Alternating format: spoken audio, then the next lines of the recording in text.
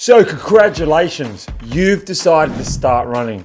That's a huge step and possibly the biggest step that you'll make in improving your health, and I'm excited to help you on this journey. But before we dive in, let's talk about something really important, your running form. You see, a lot of you runners just get out there and run without thinking about it. They don't actually think what they're doing, and almost all of them end up quitting within just 3 months of starting. This won't be you, as it's my goal to ensure that you have as much information as possible to make your running journey a fun, long, and lasting one.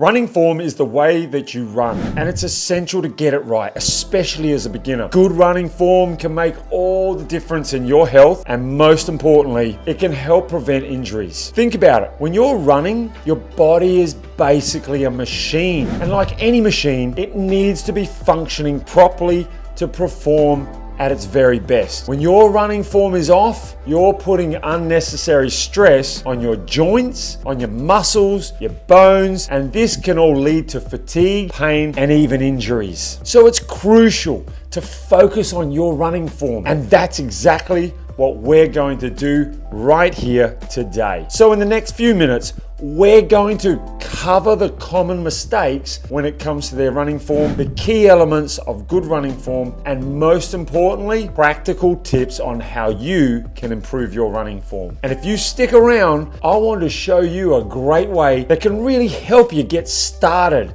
the right way. And I'll even share a personal transformation story that'll inspire you to take action. So let's get started. One of the biggest mistakes beginners make is overstriding. Overstriding is when you land too far ahead of your body, which puts a lot of stress on your joints, especially on your knees. This can lead to injuries like runner's knees and shin splints. Another common issue is poor posture. How many people I see running out there with poor posture. I just want to stop the car and tell them. When you're running, you should be standing tall with your shoulders relaxed and your head held high. Bad posture can put a strain on your back, your neck, and your shoulders, making running uncomfortable and even painful. And often I see people running with hunched over, and you just think, if they could just stand up, they would breathe better. Many beginners also have a slow cadence, which means they're not taking enough steps per minute. This can make running feel harder than it needs to be, and it can also lead to overstriding. Then there's the issue of your foot strike. Some runners are heel strikers, which means they land on their heels instead of their midfoot or on their forefoot. This can actually cause a lot of impact on the joints and even lead to injuries like plantar fasciitis and knee pain. Another mistake that beginners make is not engaging their core. Your core is like the engine of your body, and when it's weak, it can affect the entire running form. A weak core can cause you to slouch, which can lead to poor posture and even put more stress on your joints from your hips down. So how can you identify if you're making these mistakes?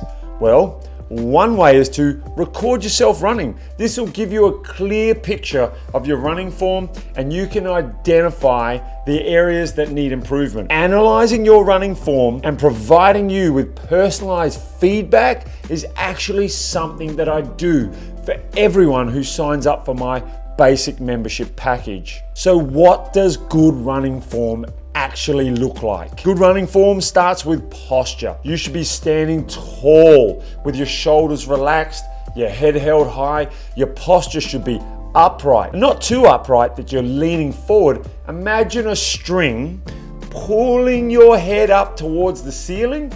That's the kind of posture you actually want to maintain. And it's something that I cover in my 10-week training course. Next, let's look at your foot strike.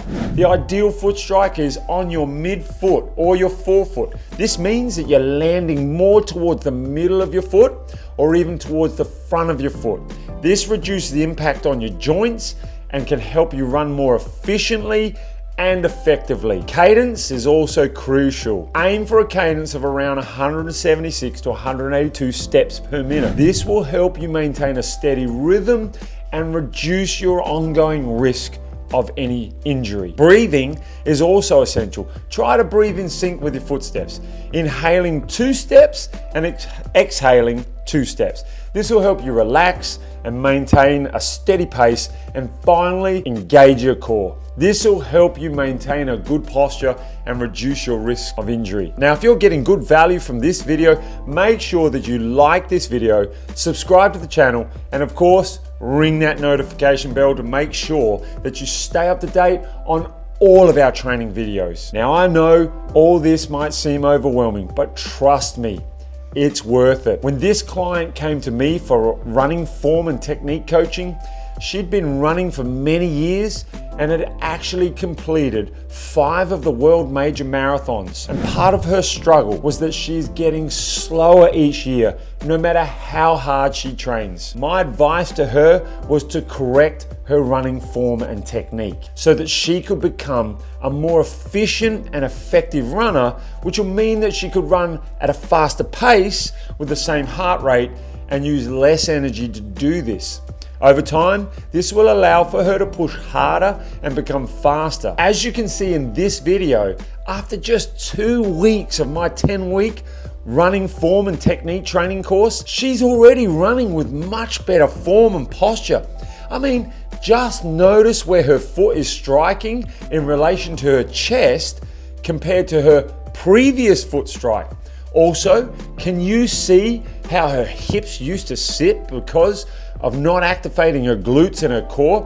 Now, compare this to her running form in just 2 weeks of my coaching. Remember, improving your running form and technique takes time, and it's not something that's going to happen overnight, but with consistent effort, you can get there. So don't get discouraged if you don't see results right away. Keep working on your running form, and you'll start to see improvements. This is why I have developed a 10-week online running form and technique training course that will take you step by step each week through the entire body mechanics of a runner. The course will start at your feet as a foundation, and then each week it will progress all the way up your body to your head, and by the end of 10 weeks, you'll be running with the same posture as an elite athlete. So if you're just getting started running and you're concerned about sore knees, sore hips, and all the other problems that you hear from other people about their running related problems, let me encourage you to sign up to this course so that you can really learn to enjoy the freedom and the health benefits that running brings for you. For information on this, jump onto my website at www.runtherace.au and use the technique tab to get a good look at what the course is all about, because for a limited time, you can get access to this course for just $1 for the first month by using this code on the screen when you sign up for the basic membership package.